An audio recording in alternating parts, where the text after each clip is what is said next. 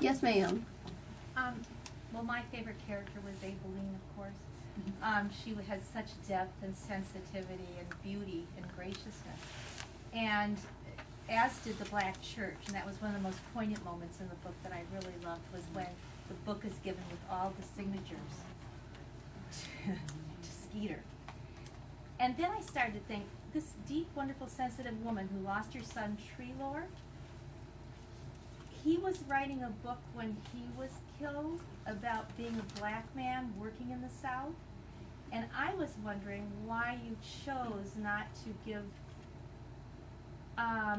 even one sentence at the end to how proud he would have been of her. I probably should have put that in there. A little bit of denouement. Just Yeah. in there, because she would have said, "Oh man, I was so proud of him. Now it's his turn to be proud of his mama." That would have been great. I know. I've got a list of 10 things that I wish I had done, and one of the things that would not have made the book very interesting, but people come to me with their stories about their relationship with the black woman who raised them, and there was so much love there. And I'm not saying it happened in every case, and I do know that there are occasions where the white people probably felt like they were very loved when, you know, maybe that wasn't the case. But I wish I could have shown more stories where I truly got to show the affection and the deep intimacy between the black help and the white families, especially the children. So thank you so much for your comment. I'll try to get that in on the next one. Yes, ma'am. Do you see this becoming a movie, or have you been approached about it? Well, and will Octavia play in it? Man, I can't tell you how many people ask me that. I had Octavia, you know, I say that she inspired the character Minnie, and I just want to be really clear that it is many of the characters that Octavia has played in her career that inspired. But also, Octavia tells one hell of a story. And when she does it, you get to see, you know, that force and a little bit of that stubbornness come out. But Octavia lives with a very good friend of ours from Mississippi who's a filmmaker. And he currently has the option for the film rights. And I want to do everything within my power to keep this not only a Mississippi film, but an independent film, so that we can tell the truth. As much as I tried to in the book, I would like to have that come through in the film as well, if it comes to pass. Great. Yes, ma'am. I was just curious, Skeeter does interviews to get the voice for the help in the book. Did you interview? I mean, it's a courageous thing for you to be able to develop those voices. I mean, it would scare me to try to create or recreate. I don't know if you just heard, you know, the maid that you grew up with, if you heard her voice, but not many, you know, young white women would take that on. Well, when I first wrote The Help, I was living in New York, and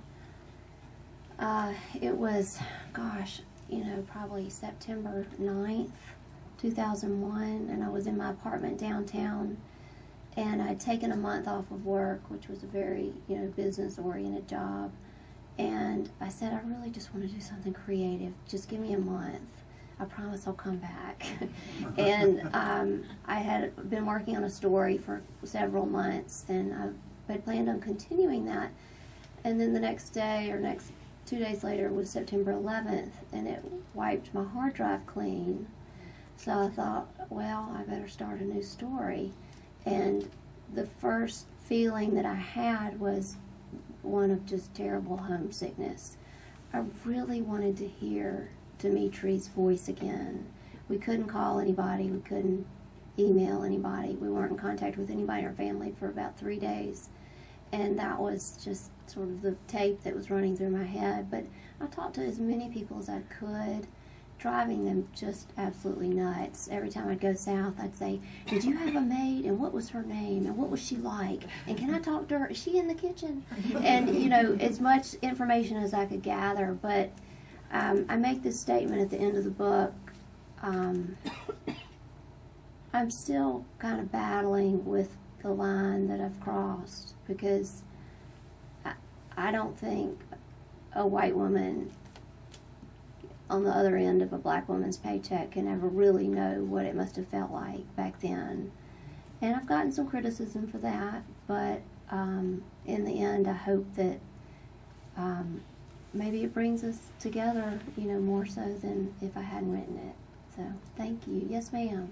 Did you have a friend like Kelly, or is that a composite of some of the women, since she was kind of, you know, was the epitome of the injustice that went on to black women domestics?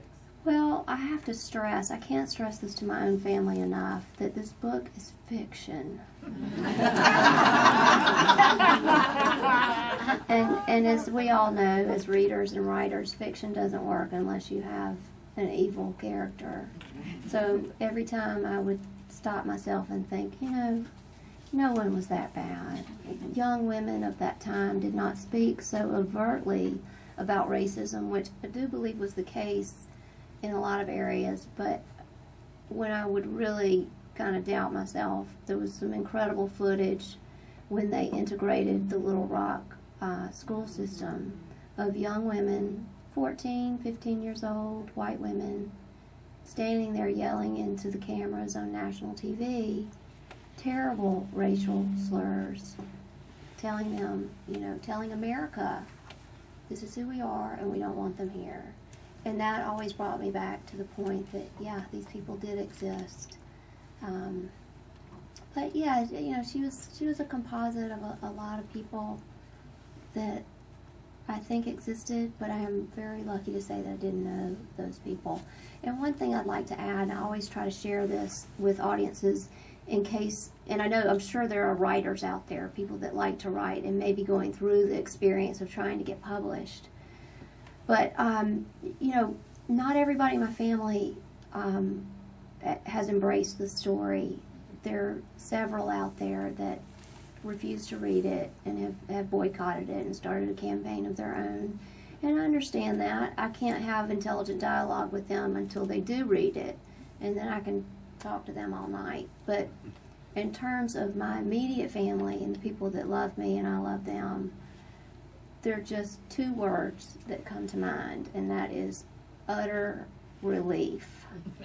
I received 45 rejections just from agents on the help, which means that my mother had to listen to me over the telephone 45 times. So I felt very lucky she did not change her phone number. Yes, sir. Two things. First of all, for the few of us in the audience, this is not a chick book. I love that book. Men should read the book. Secondly, as an admission, I read the book from audio tapes, and I loved, I mean, it added so much to the characters, and I was sure you had a half a dozen readers reading that thing. Now I'm not so sure. Trust me. Yeah, it was great. If you ever get the chance to go on YouTube and see Octavia's impression of Jodie Foster,